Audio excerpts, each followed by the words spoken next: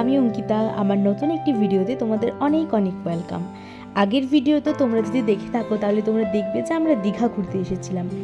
তো এরপর আমরা এখান থেকে যাব ঢেউসাগর। এই জায়গাটা হচ্ছে দীঘার মার্কেট। আজকে এখান থেকে কিচ্ছু কেনাকাটি করলাম না, সোজা একটা অটো নিয়ে চলে যাচ্ছি ঢেউসাগরে।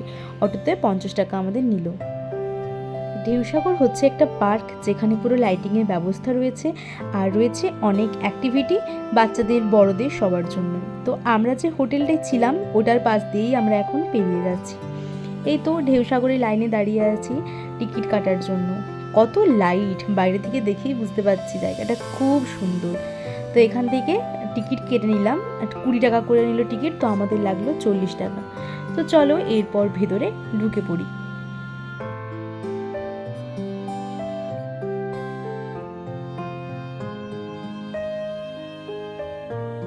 ঢেউসাগরে এন্ট্রি গেটের সামনেই দেখলাম বেশ বড় বড় জিরাফখানি, আর দেখলাম একটা টয় ট্রেন, আর ওই যে দূরে দেখতে পাওয়া যাচ্ছে মিকি মাউস। তো ওটা দেখে আমার ভীষণ চাপতে ইচ্ছে হচ্ছে। তো এটা শুনে আমার বর কি বলছে সেটা একবার শোনো।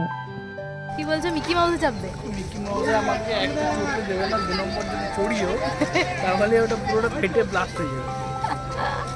কত গাঁদা গাছ আর গাঁদা ফুল ফুটে গেছে, মরে গেছে অনেক রোদের জন্য। প্রচুর গরম পড়ে গেছে এখন, যেন খুব ভ্যাপসানি গরম, একদম ঝুমে গেছে, হাত মরা হয়ে গেছে। গাঁদা গাছ দেখতে দেখতে সামনের দিকে এগিয়ে গেলাম। কত খাবারের স্টল দেখতে পেয়েছো। চা খাবো, চা চা। শোভন, এই শোভন, ভাড়ে চা খাবে? দেখো চায়ের দোকান দেখতে পেয়ে দুজনে দুটো ভাড়ে চা নিয়ে নিলাম। ভাবলাম আগে চা খাই তারপর ঘুরবো। আমরা এখন ঢেউসাগরে আছি, এই গরমের মধ্যেই চা খাচ্ছি। চা খাওয়ার তো গরম ঠান্ডা কিছু নেই, চা খেতে যাবে বলো। চা হচ্ছে মাস্ট, শীত গ্রীষ্ম বর্ষা চাই বর্ষা। এবার চায়ের সাথে টাটা তো মাস্ট। তো চায়ের সাথে এখানে আমরা চিকেন পকোড়া খেলাম, আর যেখানটায় বসে বসে আমরা চা খাচ্ছিলাম তার পাশেই ছিল একটা লেক মতো। এত সুন্দর বাতাস আসছিল এই লেকটার থেকে। আর এখানে হচ্ছে বোটিং করার অপশান রয়েছে। তো আমরা আর বোটিং করলাম না, সামনের দিকে এগিয়ে গেলাম।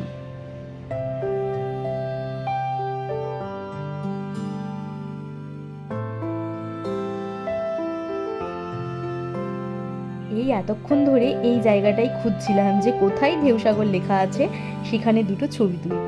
দেখতে পেয়ে গেছি জায়গাটা। আর এখান থেকে চারদিকটা কি সুন্দর লাগছে দেখতে। আমরা কি কটেজে যাচ্ছি?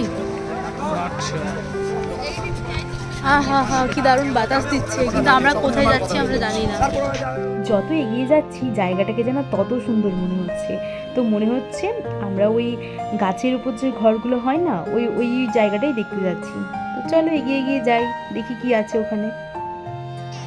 ঢেউসাগরের ভেতরটা না ভীষণ সুন্দর, প্রচুর মানুষের এখানে সমাগম হয়েছে আর চারদিকে আলোতে ভর্তি। এখানে এলে কিন্তু তোমরা দিনের বেলাতে এসো না, আসলেও মানে 10টার থেকে খোলা থাকে, সকাল 10টার থেকে রাত্রি 10টা অবধি খোলা থাকে। তো দিনের বেলাতে আসলেও তোমরা কিন্তু রাত্রেবেলায় আসবে। আমি বলবো যে রাত্রেবেলাটি বেস্ট এখানে আসা।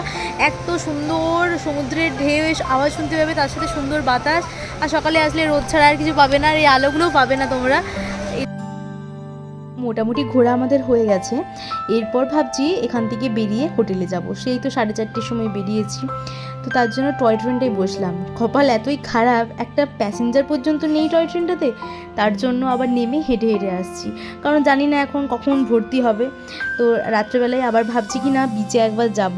বিনোদ রাথোর আর ঋষি বলে একজন আসবে, যে হচ্ছে সারেগামাতে গান করতো।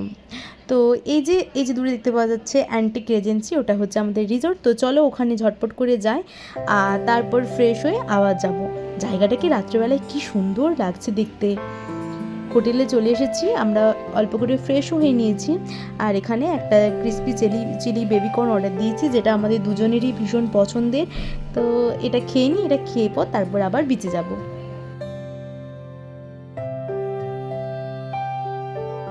একটা হালকা ফুলকা ড্রেস পরে চলো এরপর বিচে যাওয়া যাক। এখানে প্রোগ্রাম শুরু হয়ে গেছে, তো আমরাও এখানে প্রোগ্রাম দেখছি। গানগুলো তোমাদের সাথে শব্দ শেয়ার করতে পারবো না, কারণ কপিরাইট চলে আসবে।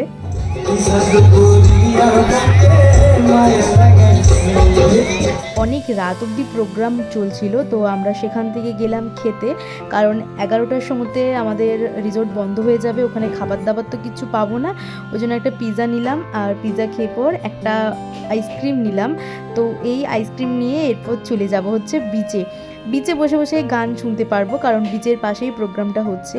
কি সুন্দর দেখতে লাগছে সমুদ্রটা, রাত্রেবেলায় যেন এটার একটা অন্যই রূপ দেখতে পাচ্ছি। তো চলো আজকের ভিডিওটা এইখানেই শেষ করলাম। দেখা করছি তোমাদের সাথে পরবর্তী ভিডিও নিয়ে। কালকে এখনও আমরা থাকবো এখানে। তো আজকের মতন টাটা, সকলে খুব ভালো থেকো।